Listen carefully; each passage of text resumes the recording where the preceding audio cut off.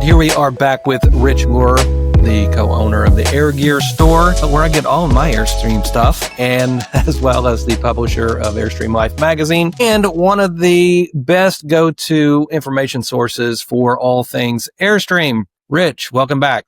Thank you very much. I'm excited to talk about power stuff today. Yeah, I know. I'm super excited because as RVing is having an evolution of off-grid capabilities, I'm excited for what you've got coming up. And so, I mean, it's going to be a game changer for a lot of people. And I'll tell another thing that I like about it here in a minute. But before we get into that, I just want to talk about a little bit about what you've been Airstream. How's your Airstream life going? Great.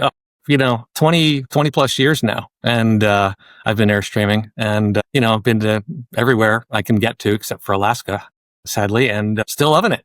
Just, it never gets old. Yeah. I mean, and there are, Airstream sells a ton of units. And so I'm assuming that as people are watching this, I mean, some of these might be first time Airstreamers and first time, finding out about the Air Gear store and trying to get into all things Airstream. And so get in a little bit about the Air Gear store, Airstream Life Magazine, because you're a great resource for Airstreamers. And so whether you've been Airstreaming for forever or you're a brand new person in the Airstream world, kind of get into the Air Gear store and Airstream Life Magazine. Sure. Well, that's one of the nice things about the Airstream community. It's all about passing on the knowledge. When I was a new Airstreamer, I'd go to rallies and talk to people, and everybody wants to help you get along with your life. And that's how back in 2004, I launched Airstream Life Magazine, primarily because I just wanted to share knowledge and the joy of the community.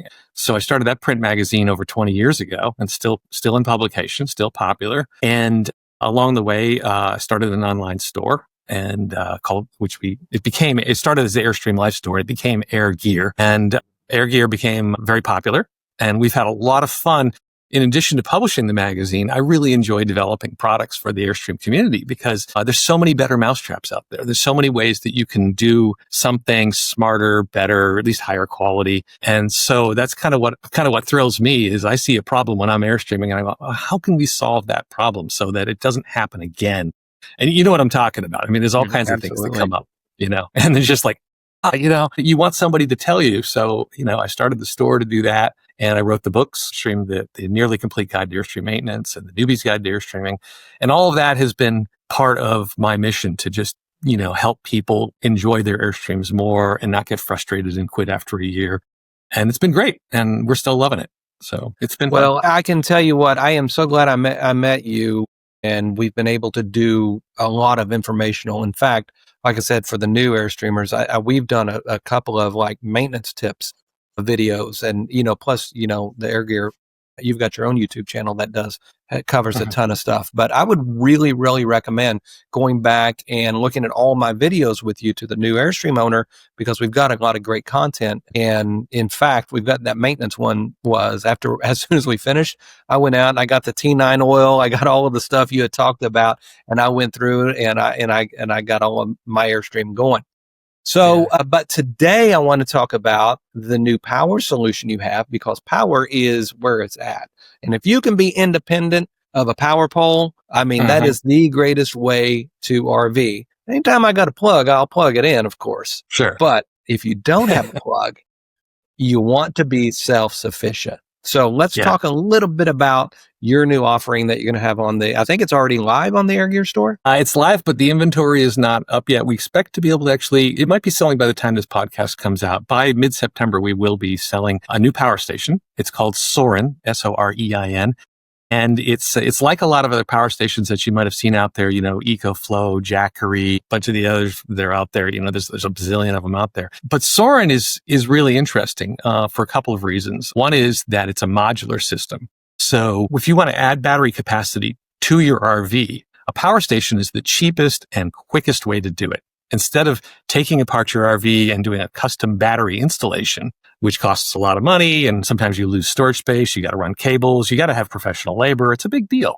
Or you can buy a power station and then just simply plug into it, and you get all the same benefits without any extra cost.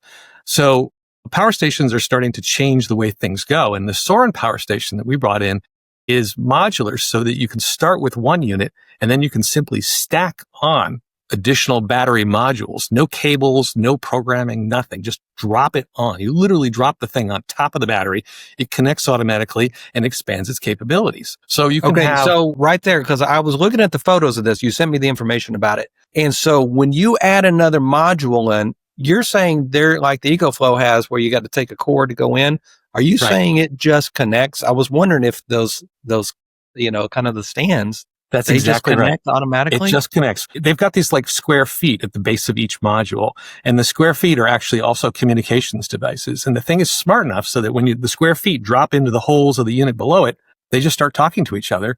And it says, hey, you got another 2 kilowatt hours of battery capacity. Go with it. And the whole thing is so smart. It figures everything out. It charges itself. It discharges evenly. It does all this amazing stuff in the background. You don't have to think about anything.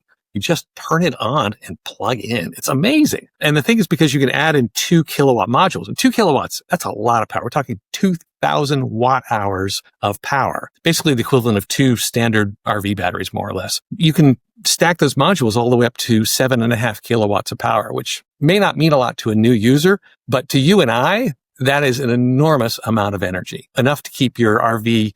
If you're not using the air conditioning, you could go for weeks on that kind of power. So. Yeah. I mean, run your Starlink. You could run, just everything. And, what I like about these power banks are, my Airstream is pretty modified electrically. I've got a 3,000 watt inverter. I've got the big battery banks and everything. But had I not done that, I could have just taken one of these because it's got the inverter built in.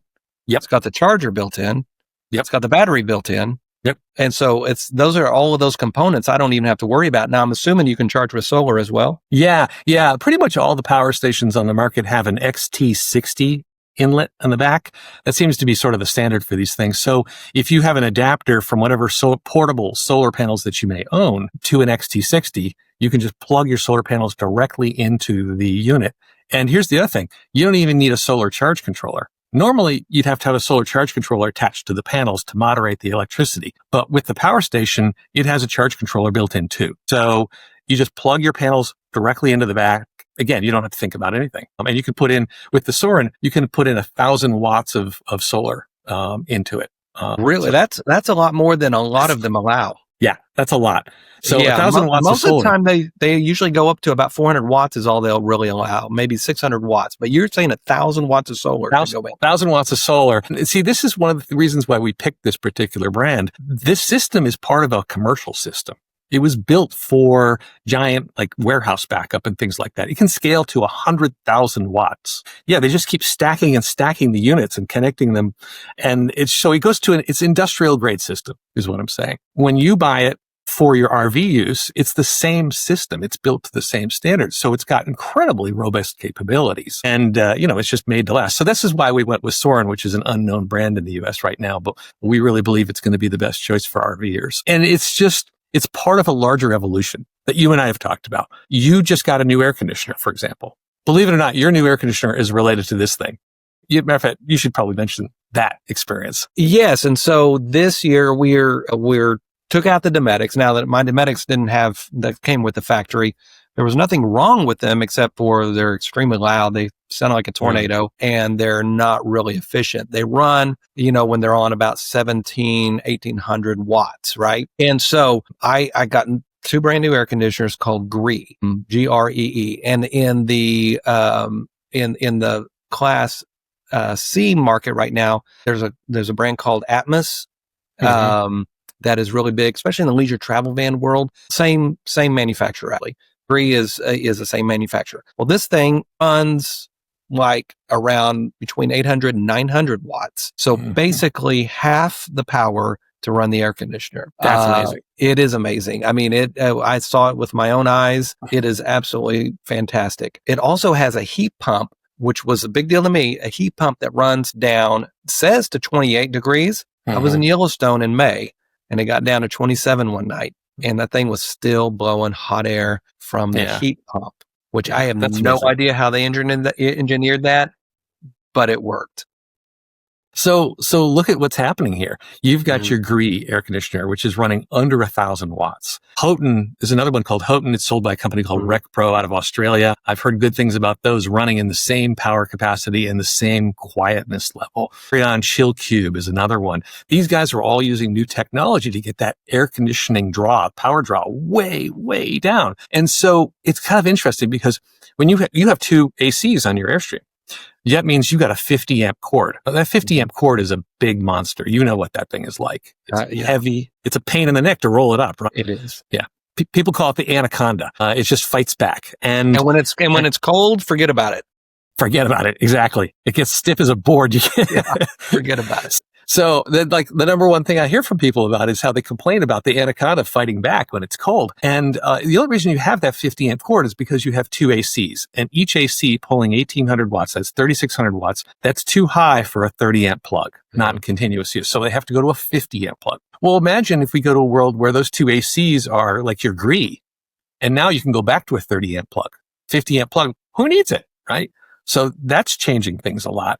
And for people who only have one AC, they could use a 15 amp, not even need a regular RV hookup, which means if I go to your house and I'm boondocking into your driveway and all you've got is a power outlet in the garage, I can plug into that power outlet and I can still run my air. So it's bringing down the power requirements at the same time as we're getting these really awesome power stations that can supply this level of power for hours or even days. So suddenly, again, if you're a new Airstreamer, you don't appreciate this maybe, but if you've been at this for a little while, like you and I have, boondocking meant no AC. That's it. You're going to suffer. Doesn't matter how hot it is. You can deal with it. But now boondocking doesn't necessarily mean no AC. It means, oh no, with a power station or a really good lithium battery set and an efficient air conditioner, it's literally is a game changer. And I don't even like that term game changer. This is one of those cases where it really is revolutionary. So super exciting. You can see I get pumped up about it. Yeah. And so your power station, so it's going to have a 30 amp plug, I would imagine, correct? So you could just plug the RV right in, correct? Right in. Exactly. Now, technically it's not a 30 amp plug. It's a TT30. The TT30 is what we call the 30 amp plug. However, the inverter doesn't actually put out a full 30 amps. Just a point of clarification. It'll still run the AC, but it's actually maxed out at 2,200. I gotcha. So it's not so you could still use your RV plug if you had a 30 amp. Yeah. And you don't need an adapter. You just plug in. Yeah. And if you had a 50 amp rig, then obviously you just get a dog bone to a 30 amp. And you can plug straight into this power. So this would probably be a really good solution for somebody who is wanting that extra power. But I mean, it's still, all of the components, my rig is pretty decked out and it was a pretty penny, kind of more than some RVs cost actually, just for that, that you can do. And so this is an opportunity for somebody who may not want to get in and do all of the electrical work. Go in because a lot of times if you're going to run your air conditioner, some RVs are not equipped with the proper wiring, for example. They're not equipped for the proper charging. So you've got to change out inverter, charging, all of these different things. So this is all-in-one unit. That's right. That's one of the beauties of it. It's really plug and play. And you just hit on all the key points. When I've heard from many people who've done the same thing as you, and I've done it too in previous trailers I've owned, where, you get the guy in there and he says, well, the lithium battery is going to cost you this. You're going to need a new power converter. You're going to need a new inverter because you need that upgrade to handle all this power. You're going to need heavier gauge. We got to put in, 1/aught cable on the batteries. And then we got to drill holes and we got to find a place to fit these batteries. And next thing you know, you're into $10,000. Just like that, it's so easy to spend that kind of money and a lot more, depending on how far you go with it. And on the other hand, I can buy a portable power station for $2,000 or $3,000 and have pretty much the same capability. And I can leave it at home when I don't need it. So I'm not carrying around all that weight of permanently installed batteries. So this was the point that I was going to make earlier, is you not only have this for your RV, but this is a home backup unit as well. Absolutely. Yeah. Yeah. It's the same thing. Yeah. Yeah. And so you can use it as double duty, take it out in your RV, use it, keep it at home, power goes out, then obviously you've got enough power, run your refrigerator, run a lot of things in your home. Yeah. As a matter of fact, the best way to store these things, because they have a self-discharge. You can put them into a warehouse mode, then they don't use any power at all. But the better thing to do, in my opinion, is to stick it in your garage. And if maybe you got a chest freezer or a second fridge in there, plug the fridge into it, plug the power station into the wall outlet, and now you've got an uninterruptible power supply for your refrigerator. Right. So if power goes out, it takes over right away. You don't even have to do anything. And that keeps it charged. So the next time you decide to go on an RV trip, you just roll it out of the garage and into your truck. And again, the thing about the Sorin that we really like, one of them is that it comes with a tray, a rolling tray, like a cart, with big wheels, so we can roll around on like grass and gravel. Whereas the ones that are made for household use don't have those big wheels. They got dinky wheels, and once you take them off of a hard surface, they're kind of useless. You have to carry them. So you can roll the Sorin to your truck, and then you can take each module off one at a time and put them in your truck. And that way you don't have to lift anything abnormally heavy. Because I mean, you want a 3 kilowatt hour power station, it's going to weigh 100 to 150 pounds. Mm-hmm. And I don't know how anybody gets that in their truck. But if you have the Sorin or another modular system, you don't have any piece more than 48 pounds. And most of them are much lighter than that. So it's a lot easier to get around. And that's another reason why we think that, a system that's designed for RV use is really what we all need. Taking these household ones, it works, but they're just not as good for people who move around. Yeah. And so that's a good point. So I think people that are listening to this are going to be wondering, okay, where do I store this? Because I mean, it is going to be external. Whenever with your Airstream, you've got your batteries, they're in a specific spot hidden away, whether it's under the bed, in the front part, wherever you may have your batteries. So with this, talk about a little bit about where you're storing them, how you're taking them. And what is the best practice? Just leave them in the bed of your truck? You mean during camping? Yeah. That's certainly an option. There's nothing wrong with that. But I wouldn't, because I take my truck frequently to go places while I'm camping. So I don't want to have it rolling around in the back of the truck. Once I've stacked all the modules up, I don't really want to drive. What I would rather do personally is I take it out of the truck, stack it next to the trailer, and plug the trailer in. It's like having a generator, you can put a chain through it, but the reality is that most campgrounds are safe places and nobody messes with your stuff. I don't have any problem with just leaving it there. Plus it's, if people don't know how to once you put the modules together, they lock together. If you don't know how to unlock them, you're not going to be able to move it. So I really don't feel particularly worried about leaving it in my campsite. If I am on a trip where I don't need a lot of power, I'll just take the head unit. The head unit has a 1 kilowatt hour battery in it. That's like the base module, the smallest piece that you can use. And if I just want to power, say, a Starlink for a few days, I'll just take that one unit. And that unit's small enough that I can throw it on the bed, no problem. Or just leave it on the floor underneath the dinette. It doesn't take up a lot of room. I would bring the extra battery modules when I know, I'm going to be camped for a lot of days. I'm going to have some exceptional power needs. I want to run the air conditioner for a few hours in the afternoon, things like that. So the best practice really depends on your particular camping situation. But mostly I would get it out of the truck. That's my personal choice. Yeah. And if you did want to leave it in the truck, or even like you're talking about, if you brought all the modules together, say you only needed the small piece to run your Starlink, run just your lights or whatever, do that, have the other modules in your truck locked up, and then, you're good to go. Bring them out whenever you want to go. So as far as with the particular modules, do you have any, like the base unit? Like what does that weigh? Would you 40, 50 pounds, I would imagine? The base unit, you know what? Let me look it up real quick here. I've got it right here. It is 37 pounds. Oh, that's not bad at all. Not bad at all. No, most people can lift 37 easily. Most people get that in and out of the truck pretty easily. And then each module, again, you wouldn't want to...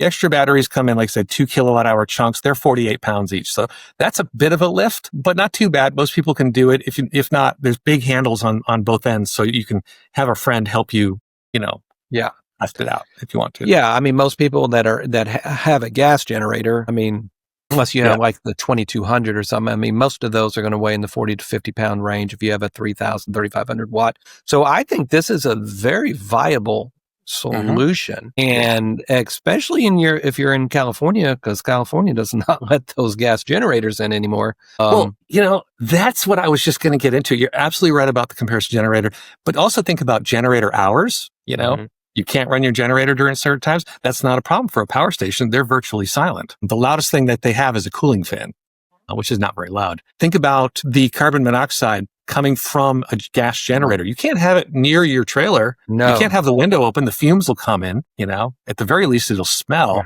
At the worst, it'll kill you. So and then with a generator, you also have to carry fuel, if you're going to run it for a long time. And then also generators require particular maintenance. If you leave it in your garage for a year and you don't run it, it's probably not going to start next time you take it out. The fuel's going to gum up. They need to be exercised. None of this is true of the power station. The power station is silent. It's always ready. It doesn't need any maintenance, and you can run it any time of day or night. Nobody will care. So this is one of the many reasons why I think we're facing a revolution here. The generators, they were great in their day, and people who have them will still use them, but they're going to go away. And I'll make a prediction here too. The Class B and Class C motorhomes that have come with generators, sometime in the next 5 or 6 years, we're going to see the majority of those motorhomes no longer offer generators. They're going to offer power stations instead, built in. Right. Yeah. I mean, and it's getting more and more. I mean, Winnebago is making they're making some amazing all electric vans and things. In fact, I think a couple of years ago when I was at the Ford RV show, they debuted their all electric van. Mm-hmm. It was, of course, all the house was, but it also was an electric van. And so I definitely think you're correct in the fact that the gas generators are just going to be gone, which I hope so, because just like you said, they are the most hideous things to maintain. I mean, I'd run mine so far away from the trailer when I haven't run mine in a long time, but when I did, I would keep that thing 50 feet away for the sound and for the carbon monoxide, all of these things. So I 100% think this is a great solution for anybody who's fed up with gas generators. Okay, so let's talk about the elephant in the room, which is, it's fine to discharge it, but how do we charge it back up? How long does it take? Well, you've got 3 options for charging something like the Sorin power station that we offer. First of all, you just plug it into any wall outlet. Okay, obviously. The second way we talked about is solar. If you have portable solar panels, you can plug them directly into there and it will gain charge. And by the way, it's important to note, it can charge and discharge at the same time. So you can have your RV plugged into the power station using power, and you can have solar panels plugged into the power station adding power, and it will manage that automatically. And then the third way that's becoming more popular is a DC to DC converter on your truck. A lot of people are starting to put these in. They've become real popular last year. And I've always thought, well, how often do you really need that? But with a power station, there's a really good argument for putting one of those in because it gives you a high power charging connection that runs off of your truck's alternator. And what that means is that you can charge the power station while you're driving. You can have, if you have an XT60 plug somewhere inside the back of your truck or your SUV, and you've got the Soren there, you can literally plug the 60 in there and it will charge while you drive. So 3 methods for getting it charged in the wild, if you can find an outlet or you have solar panels or DC to DC. And the charging time varies. I've been trying to come up with a rule of thumb for that, like for every kilowatt hour it takes X. I haven't actually got that nailed down yet. But I can tell you that I'm currently working with a 3 kilowatt hour Sorin system, which is the head unit and 1 extra battery. And it takes about a little over an hour to charge from basically zero. So it's not that bad. Maybe an hour and a half worst case. Yeah, that is not bad at all. I remember a few years ago, whenever I started getting these power stations, and I've reviewed a ton of power stations over the last 5 or 6 years on the channel, but they would take, even plugged into a household outlet, you're talking about 4 to 5 hours sometimes for even a 300, 400 watt hour. But the charging rates have just dramatically improved. And even like you're saying, with 1,000 watts of solar, that is a pretty amazing way. If you are wanting to boondock, and I'm assuming they'll work with you, you sell panels.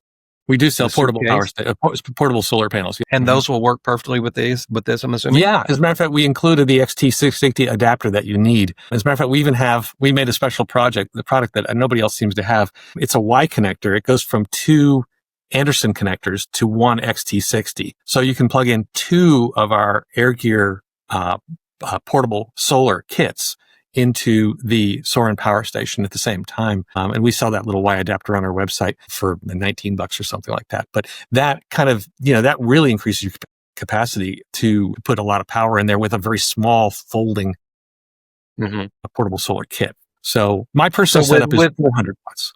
Yeah. So with 400 watts, you could, on a nice sunny day, you could 100% have a surplus if you're just running your lights. Yeah. I mean, again, running air conditioner, that's a whole nother ball game. But if you're just running basic systems in your rig, I mean, that 400 watts should do you real time then, I would imagine. Absolutely. Yeah. As long as we have reasonable sun, I can go indefinitely on 400 watts. But the nice thing is now with the portable, the power station, in the middle, solar panels connected to power station, Airstream plugged into the power station. What that means is I've got the battery capacity to survive several days of cloudiness. As a matter of fact, I could probably survive a week of cloudiness with no sun at all and still have plenty of battery power for boondocking. So 400 watts of solar plus a 3 kilowatt hour Soren station, for me, I'll never need more. I just, and again, as you said, that's setting aside air conditioning. And personally, I'd like to do what you did. I'd like to throw away my Dometic and go to one of these super high efficiency air conditioners. Well, I'll set you up with Graham Carr, who does all of my upgrades, and I'm telling you, you will. I definitely think you should, in the sense if it's just to test your Sorens. Well, also, I'm in Southern Arizona. I mean, air conditioning is everything here, right? I'm in the desert. It's hot. Yeah. Here, it's the same thing. But here's another great thing whenever you are able to run your air conditioner from your batteries, which, boondocking is fantastic. But what you also have to look at is, because what we'll do is when we're traveling, we'll stop for lunch, and it might be 30 minutes to an hour that we'll stop, get the dogs out. Janet will make lunch in the Airstream. But when you can just walk over and turn your air conditioner on with no generator, no plug-in, and it just works, and you're having lunch in your RV in Texas on the side of the road or at a rest stop or at a fueling station. I mean, it is second to none to be able to do that. And so the Northerners maybe not have to worry about that as much, but Arizona, Texas, 100% air conditioner is absolutely. Southern California, even parts of, Utah, the whole Southeast, everybody has this issue. And I'm like you, we pull over the side of the road, we stop and we have lunch. It's one of our favorite things to do when we travel, actually, is just to pull over to some cute little spot and make sandwiches and think, this is so great. Here we are in our little Airstream and we're just happy as clams. But if we could turn on the air, and then also nobody will know, because from 30 feet away, you can't even hear our air conditioner running from the outside, but there's no generator. So we just take that power station and kind of tuck it up close to the Airstream and plug in discreetly. Nobody will know we have just set up our home right there for an hour to have lunch. Let me tell you another benefit of the GREE. You said if you're 30 feet away, you won't even know the air conditioner running. If you're 3 feet away from mine, you can't even tell the air conditioner's running. That's amazing. And I believe you, because my friend who's installing the Houghtons has sent me videos, and it's astonishing how quiet they are. Yeah, it is. It is absolutely, amazing. And, the manufacturers, I'm assuming they'll pick up on this, but they're still installing the Dometics. They're still installing those GEs and all of those, those tornado type of sounding things. And so, I would highly recommend. Another thing I was going to say, because you touched on DC to DC charging. So I'm a huge fan of the DC to DC charging. And in fact, whenever I did my truck build, I have a 2022 F350 diesel. And for only $110 more on the truck build. Well, in 2022, it's probably more now, but it was only $110 to upgrade to a 397 amp alternator, which will, and so in my Airstream, I have two Orion 50 amp DC to DC chargers. And so when you can charge, and those charge, I mean, they say 50 amp, but I mean, if you get 40 out of them, you're good. And so that means I can charge at 80 amps running down the road. So 960 watts, which is right up there at the maximum of what the Sorin can take. You can take 1,000 watts through that XT60 plug. Yeah. You can plug in both of your 50 amp DC to DC chargers into that thing, and it'll charge fast. Yeah. And so if you're doing a truck build and you have an opportunity for just $100, $200 to upgrade to a high amp alternator, do it. Because Absolutely. that DC to DC pause now, I don't take a generator. My truck is my generator. Right. 100%. And so, that's a good tip for somebody who's doing a truck build. Make sure you spring the extra couple $100 for a high amp alternator. Now then, you think it'll be available once this podcast goes? And of course, if you're listening to this in the future, as everybody will be, what kind of a price point are we looking at, or what is it looking like as far as modular price points? Well, as you probably know, the power station market is very aggressively priced right now. There's a lot of manufacturers vying for a slice of the pie. And so Sorin We worked with them extensively over the past few months to get the pricing to a place where we could be super competitive. And I'm really excited about the pricing that they've given us. The head unit, which again is the brains of the thing plus a 1 kilowatt hour battery, is retailing at $699. That's pretty competitive when you look at features. It's got the 30 amp plug on the back side of it. It's got all the other outlets that you'd want, USB-A, USB-C, blah, blah, blah, blah, all that stuff, and all the brains. And there's no cables required. So that's $699. And right there, you're out of the box. You've got enough to power your Starlink for a couple of days, many days if you have a Starlink Mini. You've got power to power your CPAP machine, your outdoor margarita mixer, whatever you've got. That 1 kilowatt unit is going to have a lot of versatility. Priorities, right? Yeah, exactly. Well, I know people like their first thing they pack is the margarita ball or something like that. So, and then you can add on, like I said, the extra battery modules at 2 kilowatt hours per module to expand its capabilities. Those modules, let me see here. So if you add one module, you got a 3.2 kilowatt hour system, which is a lot. And that's $1,549 right now. So again, really aggressive pricing. If you go out there and you look at EcoFlow and a bunch of the other companies that are pushing these things, you're going to find that their systems aren't quite as slick, most of them, and they are not giving you this value for the dollar. $1,549 for 3 kilowatt hours is with all the amenities that Sorin offers is really going to be hard to beat. So I'm super excited about it. I think we're it's a better mousetrap. It could be more expensive. In my opinion, it should be more expensive. I think they know they're an unknown brand in the US and they want to show what they've got. Yeah. So one thing you want to keep in mind is, you said about $1,549 or so, correct? That's basically the price of a decent lithium battery or maybe two of them, but you're getting an inverter, an upgraded inverter, upgraded charge controller, solar capability built in, no solar controllers. Plus the batteries. Yeah, for $1,549. You can't touch it. Yeah. You can't. And so, and everything's give and take. Of course, you're going to have to lug it around. But for that price, that is a no-brainer. And that system right there, that would run a single air conditioner, correct? Oh, yeah, I've done it.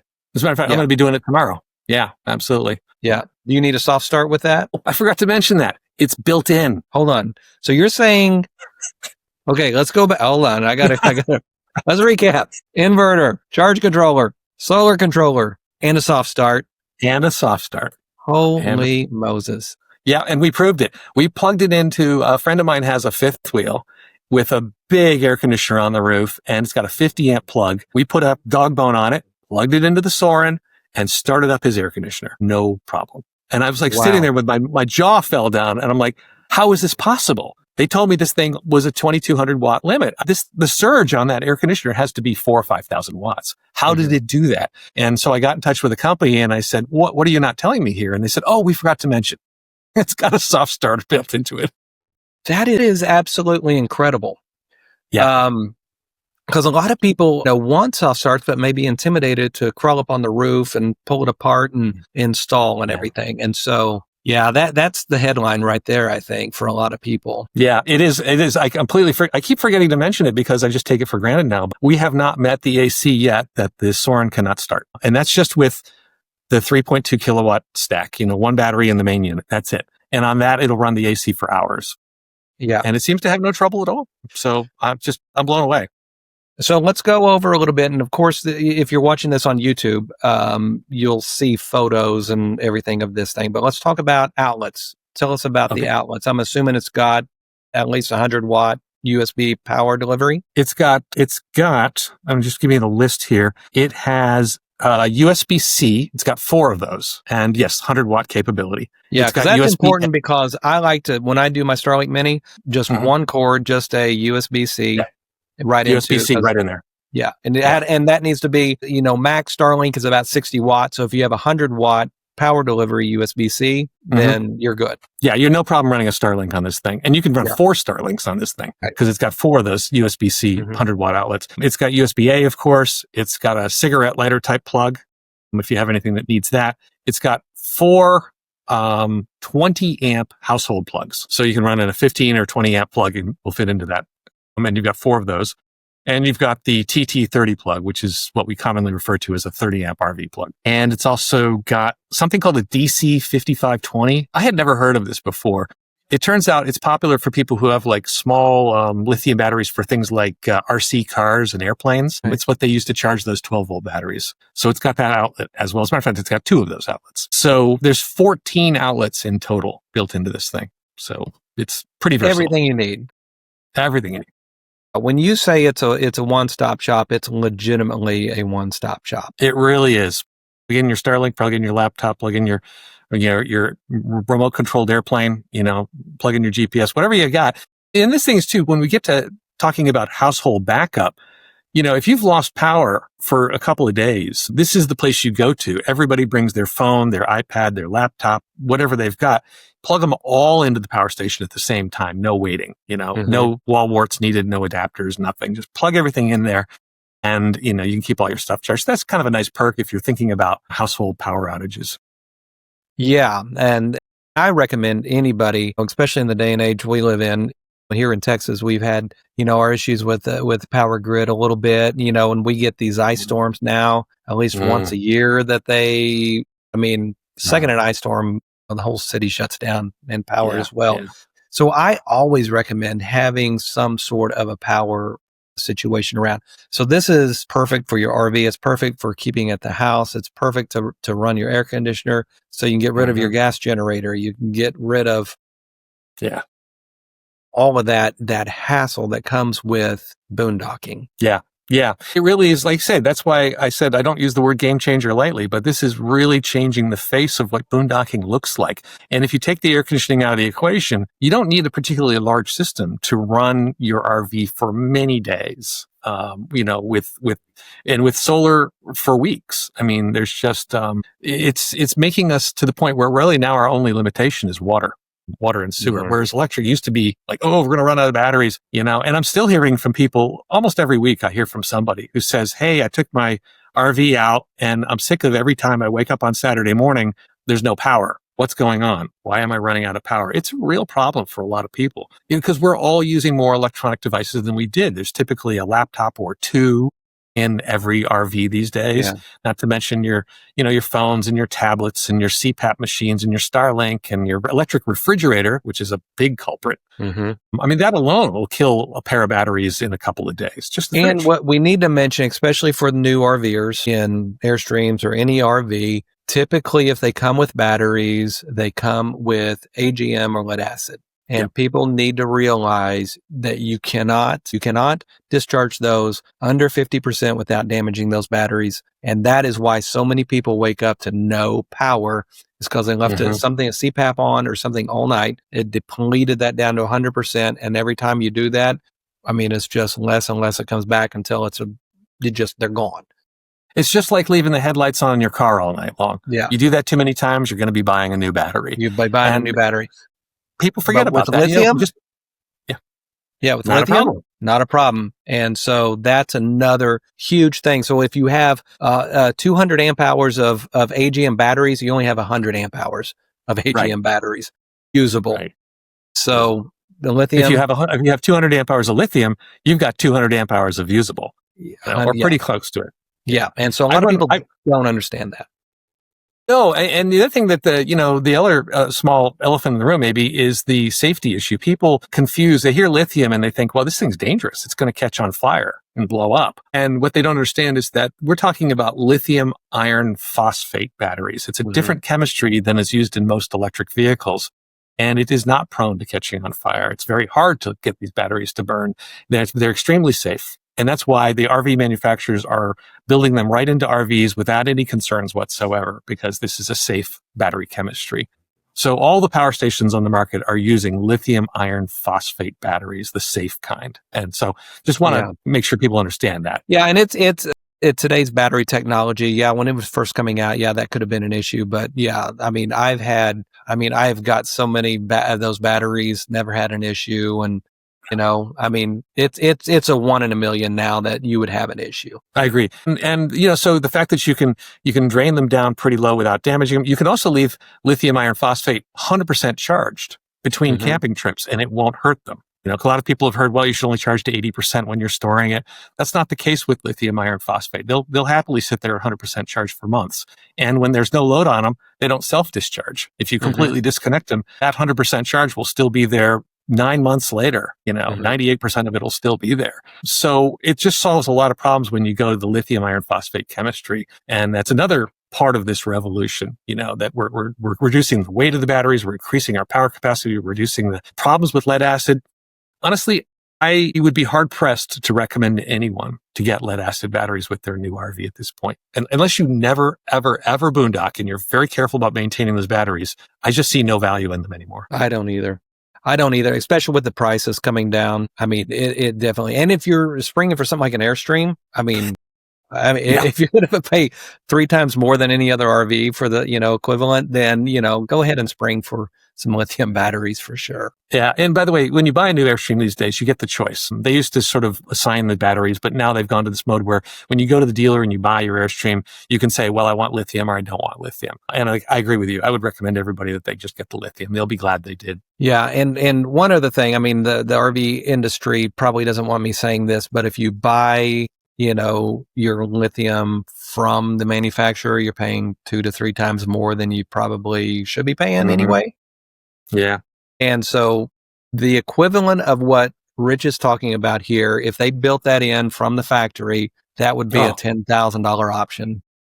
Yeah. Minimally. Oh, yeah, absolutely. Minimally. I hadn't thought about that, but I'm sure you're right. Yeah. And so I always, if there's a lithium or a non-lithium option and they don't mind going through a aftermarket, you're going to save a boatload of money and probably get a better product, actually, Yeah, it's quite possible. If you go aftermarket to a reputable installer. I would say, however, in the case of Airstream, they're offering only Battleborn batteries for their lithium option, and Battleborn has an excellent reputation. So I'll give them that. Yep.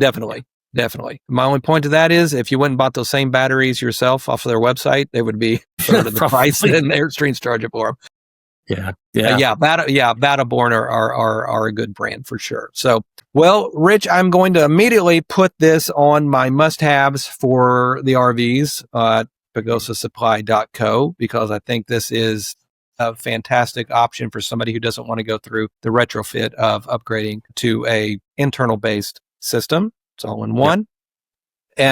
Anything else you want to add? Oh, I think I've said enough.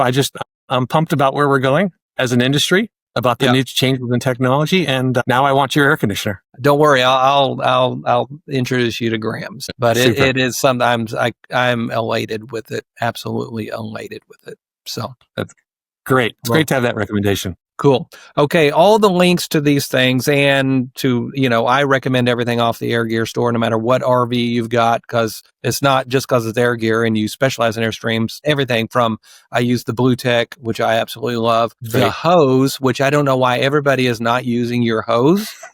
I go and I see people not using a coiled Air Gear hose, and I'm like, you just don't know yet. So yeah, exactly. So I recommend everything that you offer. TPMS, the hoses, the water filters. Now this is fantastic. So anyway, all of those links are going to be down in the show notes or down in the description so that you can jump over to the Air Gear store and get. Plus, you ought to subscribe to Airstream Life Magazine because it's great. And so that's nice.